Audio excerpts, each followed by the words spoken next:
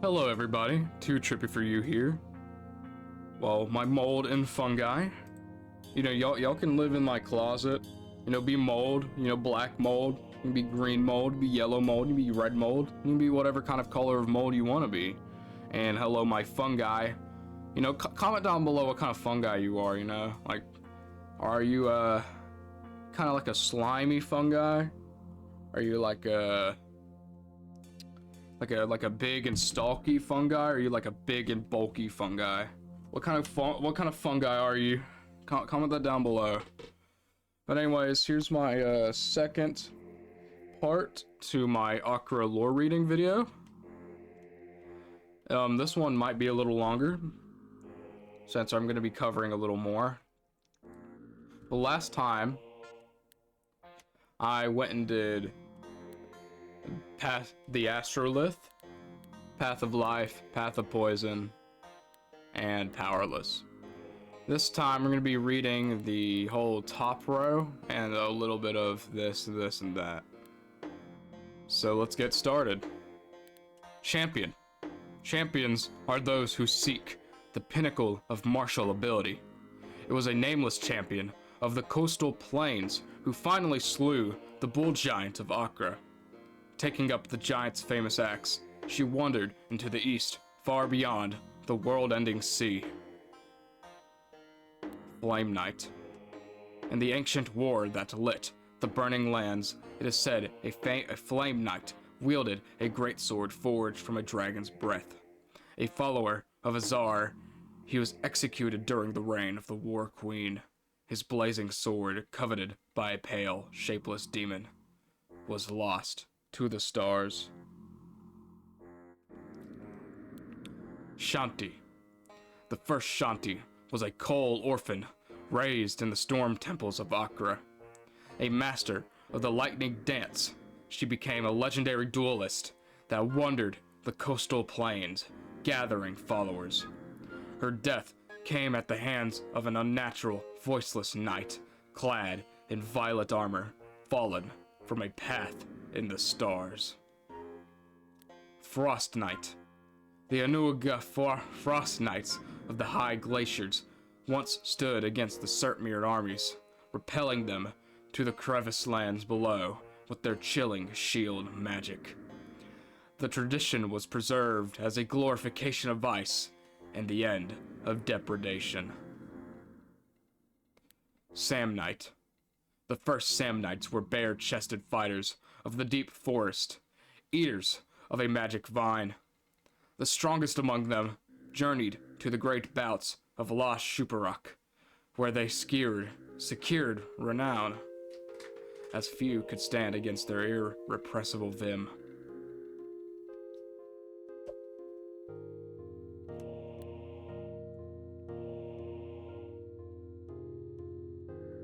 Sahasi.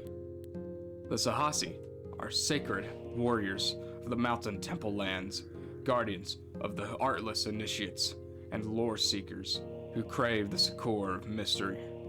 When the temple stones were young, there was a prophetic Ur Magus who spoke of a great war annihilating the stars. The Sahasi order was formed around this secret fear. As they grow in strength, Sahasi often make pilgrimage to the astral wall, where they pledge to defend Achra against unknown hordes of the glimmering dark. Death Knight.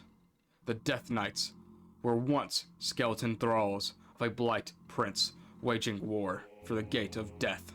In a far-ranging raid through Achra, the Death Knights came upon the Desert of the Gods, where it is said Hashem smiled and restored their will.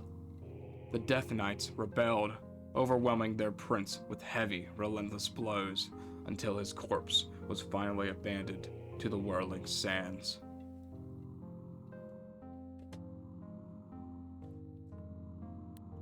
Dianmai. The Dianmai rose to prominence in the bouts of Lost Shuparak, where they learned to sicken their foes with a bare-fisted, with a secret bare-fisted technique. They now wonder Achra as duelists and assassins, though many still worship you, the poisoned stone of that doomed city. These Dionmai make pilgrimage to the tunnel lands beneath the Dawn Marshes in search of the legendary Jade Polis of the U that holds countless blessings and relic prisms of subtle green light. Executioners receive their training underground among the red-masked folk of a secret tunnel church. The War Queen of the Burning Lands, coveting the eminence of her marble palace, often used executioners to hunt priests of Azar who fled into the mountains.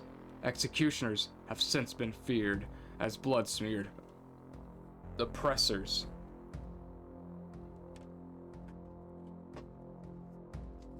Oh. No kidding.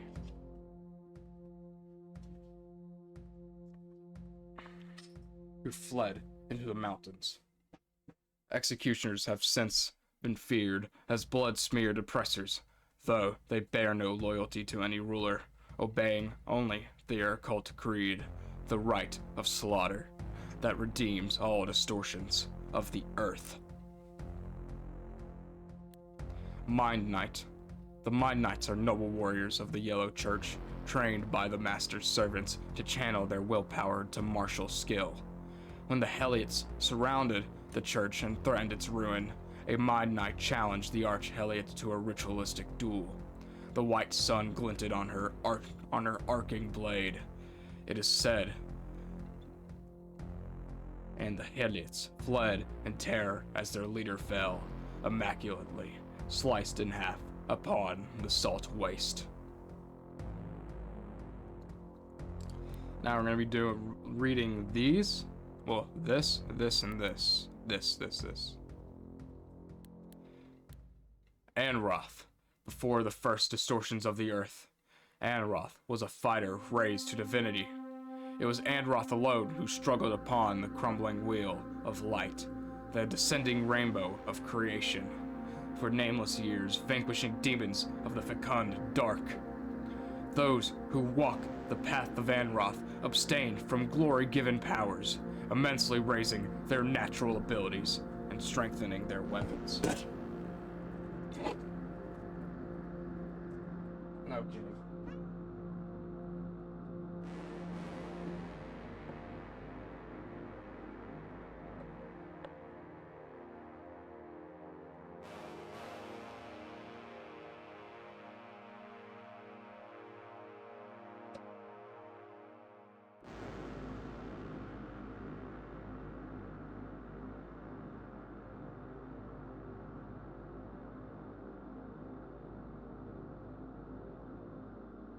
Those who walk the path of Anroth abstain from glory-given powers, immensely raising their natural abilities and strengthening their weapons.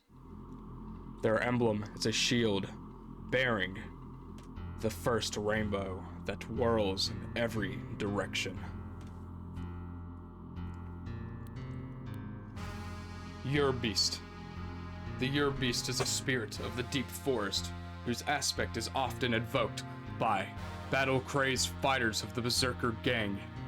Within the Achra priesthood, the Ur-Beast's intense fury is viewed as both a miracle and a deep wretchedness, a violence that both preserves and consumes the world. It is the fate of many who invoke the Ur-Beast to finally degrade into Gora, yelping hounds of mindless bloodlust, banished to the astral dark, howling ever hungry above the lands of Achra. Shapeshifter.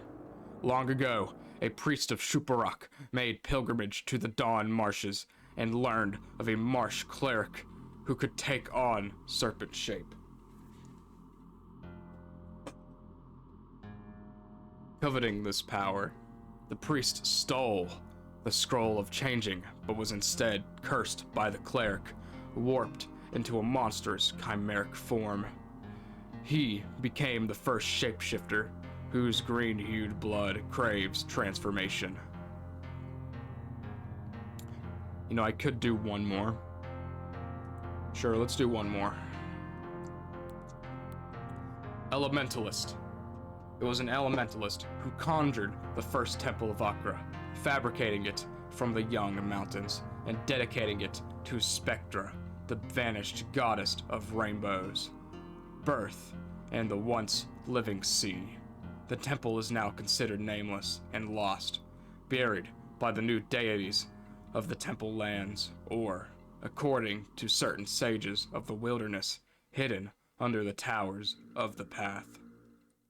In the distortion of ages, it has become increasingly rare for a true elementalist to rise from the kinetic arts through aspirant cultists, though aspirant cultists often claim this title. That was my Achra lore reading. I hope y'all enjoyed. Sorry for the kitty interrupting some of the parts. But, I hope you enjoyed my Achra lore reading video. Just comment down below if you ever want to see more. And I will see you, my mold and fungi. I am out.